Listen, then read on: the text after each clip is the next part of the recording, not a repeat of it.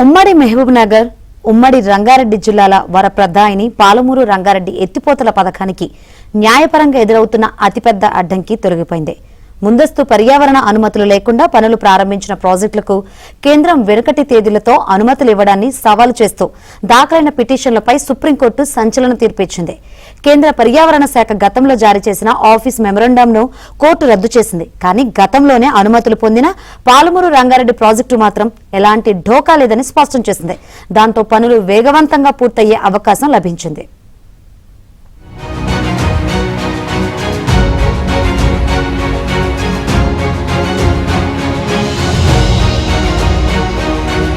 ఉమ్మడి పాలమూరు రంగారెడ్డి జిల్లాలోని 12 లక్షల ఎకరాలకు, నల్గొండ జిల్లాలోని మరో 30,000 ఎకరాలకు సాగునీరు, వందలాది గ్రామాలతో పాటుగా హైదరాబాద్ మహానగరానికి త్రాగునీటిని అందించేందుకు తెలంగాణ ప్రభుత్వం చేపడుతున్న బృహత్తర పథకం పాలమూరు రంగారెడ్డి ఎత్తిపోతల పథకం.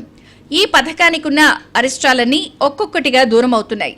ఈ ప్రాజెక్టులపై అభ్యంతరాలు చెప్తున్న ఆంధ్రప్రదేశ్తో సీఎం రేవంత్ రెడ్డి నిరంతరంగా చర్చలు జరుపుతూ ఉండటం ఓ ఎత్తుగా ఉంటే, ఇప్పుడు సుప్రీంకోర్టు తీర్పు అన్నింటినీ మించినదిగా చెప్పొచ్చు.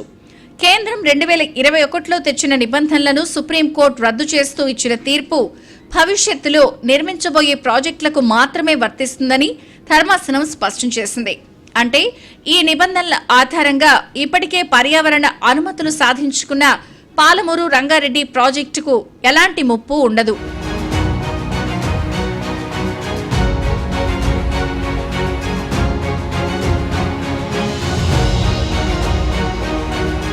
పాలమూరు రంగారెడ్డి ఎత్తిపోతల పథకానికి కేంద్ర పర్యావరణ శాఖ గతంలోని అన్ని రకాల అనుమతులు మంజూరు చేసింది. కోర్టు తాజా తీర్పు ప్రకారం ఆ అనుమతులన్నీ చట్టబద్ధంగా పూర్తిగా చెల్లుబాటవుతాయి. దీంతో ప్రాజెక్టుపై గత కొంతకాలంగా కొనసాగుతున్న న్యాయపరమైన సస్పెన్స్ తో పాటు జాతీయ పర్యావరణ ట్రిబ్యునల్ వివాదాలకు శాశ్వతంగా తెరపడినట్లయింది. గతంలో ఈ ప్రాజెక్టుకు ముందస్తు పర్యావరణ అనుమతులు లేవు అంటూ పర్యావరణ నిపుణులు, పొరుగు రాష్ట్రాల నేతలు నేషనల్ గ్రీన్ ట్రిబ్యునల్లో కేసులు వేశారు. ఎన్జీటీ సైతం గతంలో తెలంగాణ ప్రభుత్వానికి భారీగా జరిమానాలు విధించడంతో పాటు పనులపై స్టే ఇచ్చింది. అయితే కేంద్రం ఇచ్చిన వెనుకటి తేదీల అనుమతుల ప్రక్రియ ద్వారా ప్రాజెక్టుకు ఇప్పుడు పర్యావరణ క్లియరెన్స్ లభించింది. ఇకపై ఎన్జీటీ లేదా ఇతర కోర్టుల్లో ఈ ప్రాజెక్టు అనుమతులపై ఎలాంటి కొత్త అడ్డంకులు సృష్టించడానికి వీలు లేకుండా పోయింది. పర్యావరణ అనుమతులపై నెలకొన్న న్యాయపరమైన చిక్కులు పూర్తిగా తొలగిపోవడంతో పాలమూరు రంగారెడ్డి ప్రాజెక్టు పనులను ఎటువంటి బ్రేకులు లేకుండా వేగంగా పూర్తి చేసేందుకు తెలంగాణ ప్రభుత్వానికి మార్గం సుగమమైంది. అంతేకాకుండా ప్రాజెక్టు పనుల కోసం కేంద్ర ప్రభుత్వ సంస్థలు లేదా అంతర్జాతీయ బ్యాంకుల నుండి రుణాలు, నిధులు సమీకరించుకోవడానికి ఇప్పటి వరకు ఉన్న పర్యావరణ అనుమతుల లింకు సమస్య కూడా శాశ్వతంగా పరిష్కారమైంది. సుప్రీంకోర్టు తీర్పు తెలంగాణ జలవనరుల రంగానికి పెద్ద విజయంగా నీటిపారుదల నిపుణులు అభివర్ణిస్తున్నారు.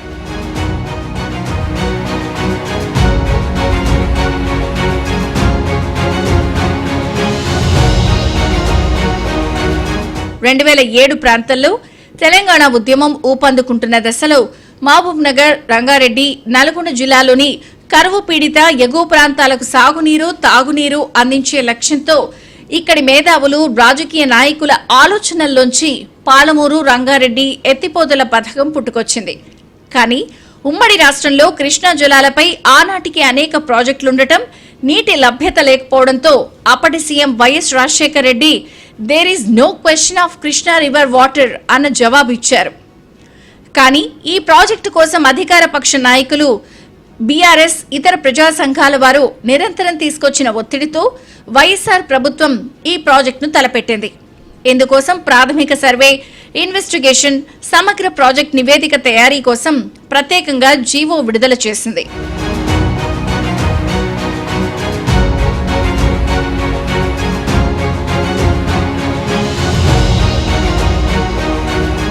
అప్పట్లో విడుదలైన జీవోకు ప్రస్తుత డిజైన్ భిన్నంగా ఉంది. అప్పట్లో జూరాల ప్రాజెక్టు వద్ద కృష్ణానది నుంచి వరద నీటిని ఎత్తిపోసేలా ఈ జీవోను సిద్ధం చేశారు. కృష్ణానదిలో లభ్యమయ్యే వరద నీటిని ఉపయోగించుకుని పాలమూరు, దానికి ఆనుకుని ఉన్న వెనకబడిన ప్రాంతాల దాహార్తిని తీర్చడం ఈ ప్రాజెక్టు ముఖ్య ఉద్దేశం. వైఎస్ హయాంలో జూరాల ఆధారంగా సర్వే ప్రారంభమైంది. తెలంగాణ ఏర్పడిన తర్వాత 2015లో నీటి లభ్యత, సాంకేతిక కారణాల దృష్ట్యా అప్పటి బీఆర్ఎస్ ప్రభుత్వం ప్రాజెక్టు రీడిజైనింగ్ పనులు చేపట్టింది.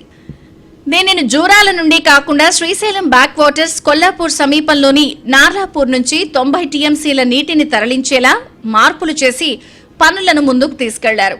కాగా ఏనాడు ఇక్కడ పనులు సజావుగా సాగలేదు అనే చెప్పాలి.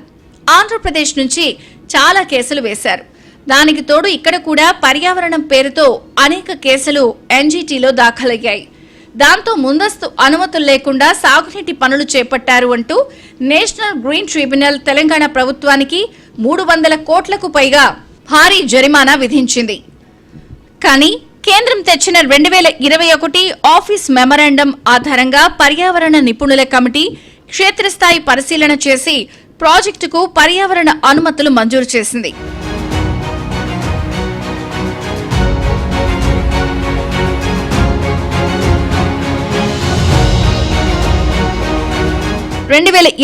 నాటి కేంద్ర మెమరాండంను సుప్రీంకోర్టు రద్దు చేసినప్పటికీ పాత అనుమతులకు ఢోకా లేదని తేల్చడంతో పాలమూరు క్లియరెన్స్ శాశ్వతంగా సేఫ్ జోన్లోకి వెళ్లినట్టయింది. ఇప్పటికే నార్లాపూర్, ఏదుల, వట్టెం, కర్వెనల వద్ద భారీ రిజర్వాయర్లు పూర్తవగా ఉద్దండాపూర్ రిజర్వాయర్ పనులు 50% పైగా పూర్తయ్యాయి. కాగా ఏదుల వద్ద ఉన్న వీరాంజనేయ రిజర్వాయర్ నుండి వట్టెం వద్ద ఉన్న వెంకటాద్రి రిజర్వాయర్కు నీటిని తీసుకెళ్లే మార్గంలోని 7వ ప్యాకేజీలో భాగంగా టన్నెల్ పనులు ఇంకా పెండింగ్లో ఉన్నాయి.